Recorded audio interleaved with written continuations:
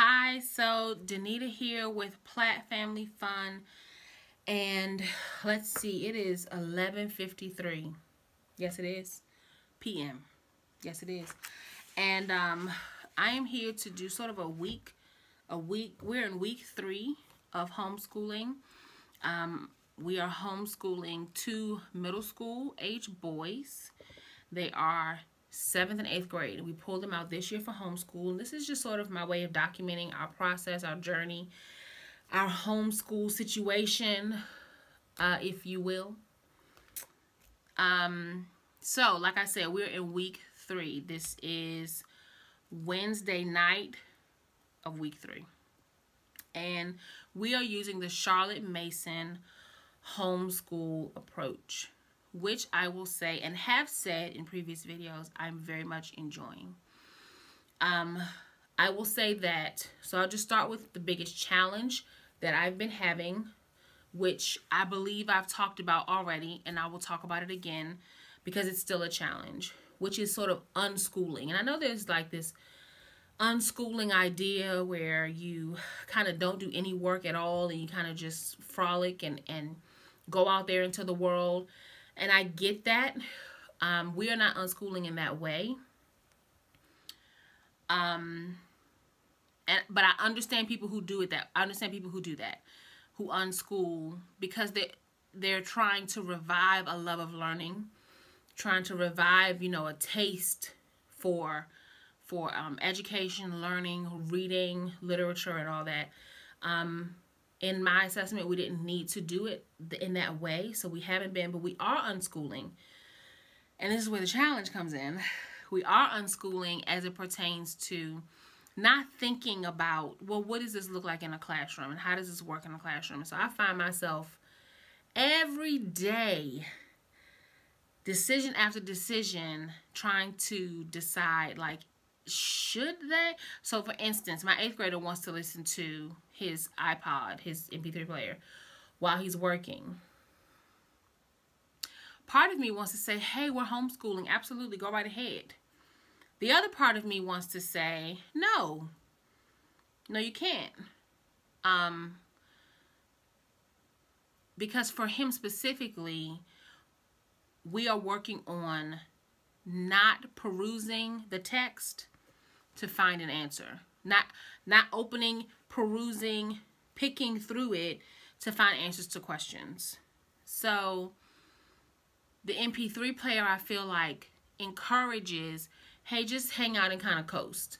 And that's the very thing that we're working to untrain, the very habit we're working to get rid of. So week 2, last week, I decided, so in terms of scheduling and just trying to keep up, I'm a big picture person. I need to be able to see what's happening in the larger picture. Otherwise, I don't know where we are. So I need to know where we are. So last week, I decided to kind of just take notes here. So this is, and I started this on Wednesday. So Wednesday, Thursday, Friday. Then this is my side of things that I need to do. These are the things that they did, little notes, pieces of information that I felt like I needed to pay attention to. I also, while I'm using the Simply Charlotte Mason curriculum, what is it called? Curriculum Finder. It's like a little plan thing. It's like an app that you use to schedule.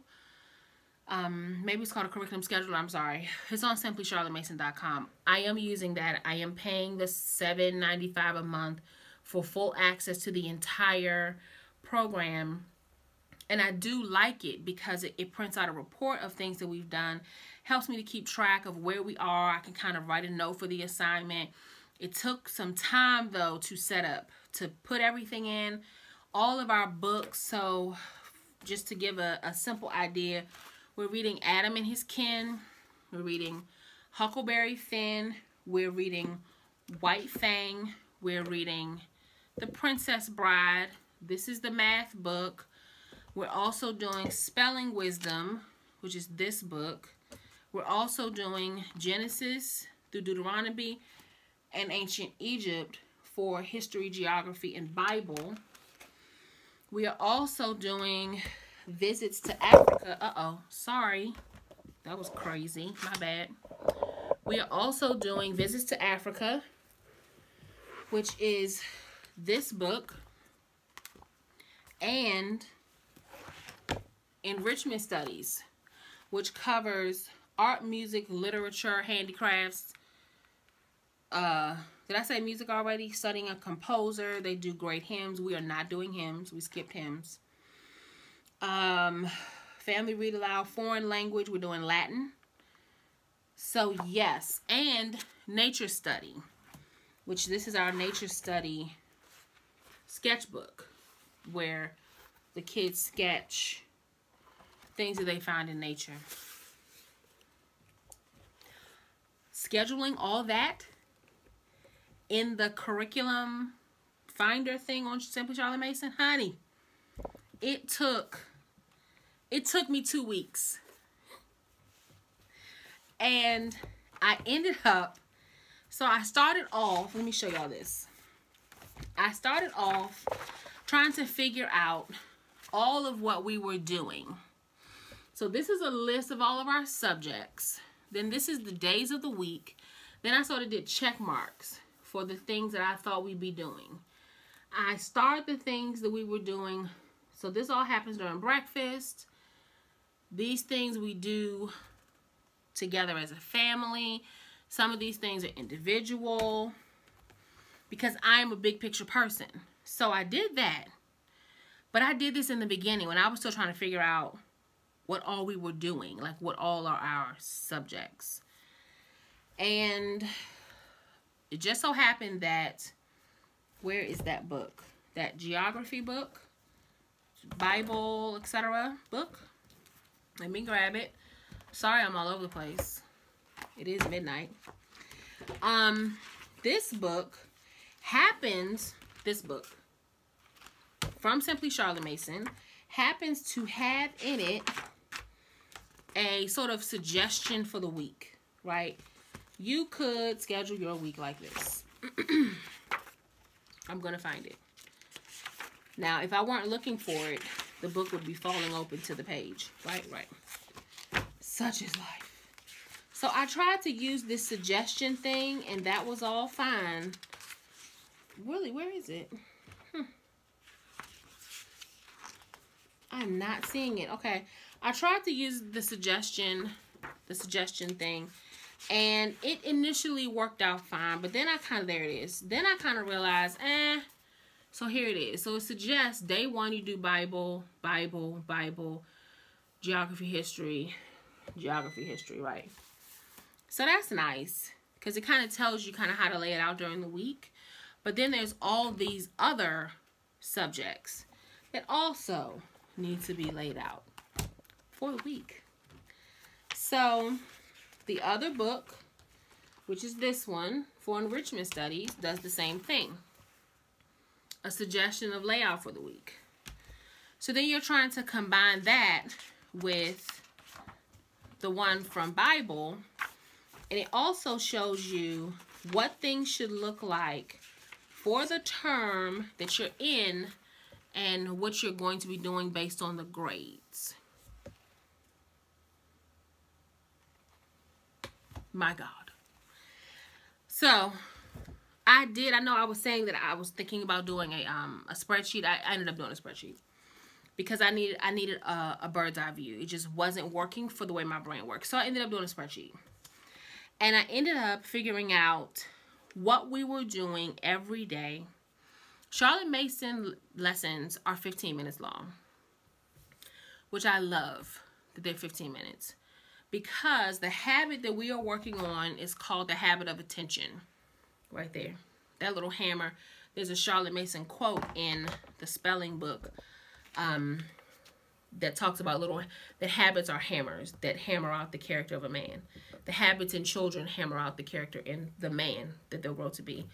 So 15-minute lessons are excellent for the habit of attention, because I need you to just give me all of your, not give me. See, that's what I'm talking about, unschooling. Don't give me the attention, because education, there is no education other than self-education. That's part of the Charlotte Mason philosophy. So when you are providing that habit of attention for those 15 minutes, you are educating yourself and giving your true attention to those 15 minutes. And so what students get is, let's say for instance with math, we're doing Life of Fred. I started the boys all the way back at the beginning. They do a chapter a day. They love Life of Fred. Loved it. I'm so happy they love it. So while one is, because I only have one of these books, I don't have two, so I can't schedule them both to be doing Life of Fred at the same time. So during Life of Fred, one person is doing Life of Fred in their composition book with the book, and the other person is reading their independent reading for the day. So 15 minutes, the person who does math, the person who does independent reading, and then they switch. For Life of Fred, if you apply that habit of attention for those 15 minutes, you can finish Life of Fred in 8 minutes. It's not that long. So the rest of that time is theirs to do with whatever they want to do. They can do whatever they want to do. So on our table, I have this little tray here that has stamps that they can use and punches that they can use for those 15 minutes. They can go play with the cat. They can do anything other than electronics for that extra time. But they do have to give their habit of attention, because when they finish, they give it to me, and then I just kind of skim it to see, did you pay attention? Are your answers correct? I do ask them to check their own work because the answers are in the book. I'll talk more about Life of Fred if you guys want me to. It's an excellent curriculum for math, because it's written like a story, and it's not like, here's a workbook, complete these worksheets. I knew that for us, a workbook curriculum, a workbook home school situation wasn't gonna work for us. So last week, I decided that we need to split dictation. We need to split dictation because I was doing dictation at the same time. So my 8th grader, my 7th grader, and I would dictate. So I read something from The Life and Narrative of Frederick Douglass, and I also read something from Shel Silverstein's poem book, A Light in the Attic. But my 7th grader writes very, very slowly. He's never really liked writing. He's much more an auditory learner. My 8th grader is not. He needs to write. So I am finding that my 8th grader can zip through a dictation. I can give him a much longer passage to write, and he gets through it. So we're going to split dictation. Well, if you split something, I'm not going to give one kid 15 minutes to just hang out while the other one is working, right? So during dictation time, I've scheduled typing. So one will do typing.com where they're learning to type, while the other one does dictation. So I figured that out last week to split dictation time for them. I also decided today that we are going to start narrating Life of Fred. We haven't been doing narration for Life of Fred, but I decided today we're going to start doing that. So our schedule today is Wednesday. So I ended up making this schedule. There are the times, the days of the week, and everything we're doing. Oh, excuse me. Oh, excuse me. So breakfast is when we do scripture, poetry, composer, picture study. It's during breakfast. Then after breakfast, we have our little chore time. And then we are at the table by 9:25. We have 15 minutes of math and independent reading. This is on Mondays. Then we switch. The other person does math, the other person does independent reading. Then we do 15 minutes of science, then Bible, history, geography, nature study, PE, Latin, family reading, dictation, and then I wrap up and clean up. So we clean up, and this all ends about 12:30, 12:35. And I use a timer for our 15-minute sections. We wrap up. Wrap up and clean up is just putting everything away and deciding what our afternoon occupations are going to be. And the kids do drawing, soccer, photography, all kinds of things that they do for their afternoon occupations. So that's kind of what our week 2 and 3 has looked like. And if you have any questions, let me know, and I'll be back next week to talk a little bit more. So bye.